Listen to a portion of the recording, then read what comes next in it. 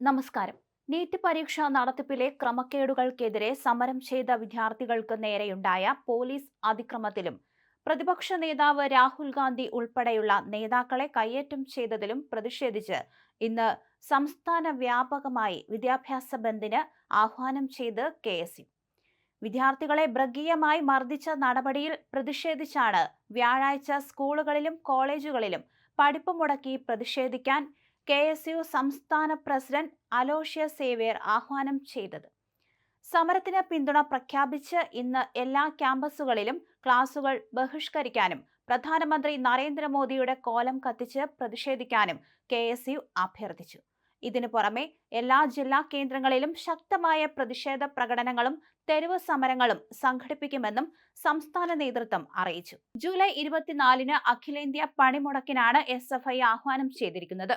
കേന്ദ്ര വിദ്യാഭ്യാസ മന്ത്രി ധർമ്മേന്ദ്ര പ്രധാൻ രാജിവെക്കും വരെ പ്രതിഷേധം തുടരുമെന്നാണ് എസ്.എഫ്.ഐ. അഖിലേന്ത്യാ ജനറൽ സെക്രട്ടറി ശ്രീജൻ ഭട്ടാചാര്യ വാർത്താസമ്മേളനത്തിലൂടെ അറിയിച്ചത്. വ്യാഴാഴ്ച കേരളത്തിൽ എസ്.എഫ്.ഐ. ലോക് ഭവൻ മാർച്ച് നടത്തുമെന്ന് സംസ്ഥാന ഭാരവാഹികളും അറിയിച്ചിട്ടുണ്ട്. അതേസമയം സി.ജെ.പി. സമരത്തിൽ വീണ്ടും സംഘർഷമുണ്ടായി. പോലീസും സമരക്കാരും തമ്മിൽ ഏറ്റുമുട്ടി. സൻസദ് മാർഗിന് സമീപം കല്ലേറുണ്ടായപ്പോൾ വിദ്യാർത്ഥികൾക്ക് നേരെ പോലീസ് കണ്ണീർ വാതകം പ്രയോഗിച്ചു.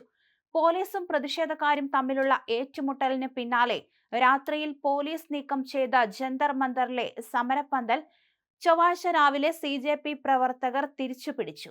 ജന്തർ മന്ദറിൽ വലിയ പോലീസ് RAF സന്നാഹം തമ്പടിച്ചിട്ടുണ്ട്. നിരവധി നേതാക്കൾ എത്തിയ സമരത്തിൽ ആദ്യം വിട്ടുനിന്ന പ്രതിപക്ഷ നേതാവ് രാഹുൽ ഗാന്ധി പിന്നീട് പ്രധാനമന്ത്രിയുടെ വസതിക്ക് മുന്നിൽ ധർണ സംഘടിപ്പിച്ചു. തുടർന്ന് രാഹുൽ ഗാന്ധിയെയും മറ്റ് MP-മാരെയും പോലീസ് കസ്റ്റഡിയിലെടുക്കുകയും പിന്നീട് വിട്ടയക്കുകയും ചെയ്തു. ചൊവ്വാഴ്ച വൈകിട്ട് കോണോട്ട് പ്ലേസിൽ വെച്ച് പോലീസിന് നേരെ കല്ലേറുണ്ടായതോടെ പ്രദേശത്ത് സംഘർഷാവസ്ഥ നിലനിൽക്കുകയാണ്. അതേസമയം നീറ്റ് ചോദ്യപേപ്പർ ചോർച്ചയിലും വിദ്യാർത്ഥികളുടെ പ്രതിഷേധത്തിലും പാർലമെന്റിൽ ആഴത്തിലുള്ള ചർച്ചയ്ക്ക് സർക്കാർ തയ്യാറാണെന്ന് ബി.ജെ.പി. ദേശീയ മുൻ അധ്യക്ഷനും രാജ്യസഭയിലെ സഭാ നേതാവുമായ JP നദ്ദ ബുധനാഴ്ച ഉറപ്പു നൽകി. എന്നാൽ വിഷയം രാഷ്ട്രീയവൽക്കരിക്കരുതെന്നും പ്രതിസന്ധിക്ക് പരിഹാരം കാണാൻ സർക്കാരുമായി സഹകരിക്കണമെന്നും കോൺഗ്രസ് MP രാഹുൽ ഗാന്ധിയോടും മറ്റ് രാഷ്ട്രീയ പാർട്ടികളോടും അദ്ദേഹം ആവശ്യപ്പെട്ടു. വിദ്യാർത്ഥികളുടെ ആവശ്യങ്ങളിലും ചോദ്യപേപ്പർ ചോർച്ചയുമായി ബന്ധപ്പെട്ട അവർ ഉന്നയിച്ച വിഷയത്തിലും എന്റെ ആദ്യത്തെ അഭ്യർത്ഥന ഇതിനെ രാഷ്ട്രീയവൽക്കരിക്കരുത് എന്നാണ്. ഇതിൽ നിന്ന് രാഷ്ട്രീയ ലാഭം കൊയ്യുന്നത് ഉചിതമല്ല. ഇത് ആഴത്തിലുള്ള ചർച്ച, ഗൗരവമേറിയ വിഷയമാണ്, നദ്ദ ആവശ്യപ്പെട്ടു. ചർച്ചയ്ക്കായി ഞങ്ങൾ സന്നദ്ധരാണ്. അതിനുള്ള ഏറ്റവും അനുയോജ്യമായ സ്ഥലം പാർലമെന്റാണ്. ഏത് വിഷയവും എല്ലാ വശങ്ങളും ചർച്ച ചെയ്യാൻ ഞങ്ങൾ തയ്യാറാണ്, കേന്ദ്രമന്ത്രി കൂട്ടിച്ചേർത്തു. കോൺഗ്രസും പ്രതിപക്ഷവും ഭരിക്കുന്ന സംസ്ഥാനങ്ങളിലെ പേപ്പർ ചോർച്ചാ സംഭവങ്ങൾ മറച്ചുവെച്ച് കേന്ദ്രത്തെ മാത്രം ലക്ഷ്യമിട്ട് പ്രതിപക്ഷ നേതാവ് രാഹുൽ ഗാന്ധി വിഷയം തെരഞ്ഞെടുത്ത് ഉന്നയിക്കുകയാണെന്ന് നദ്ദ ആരോപിച്ചു.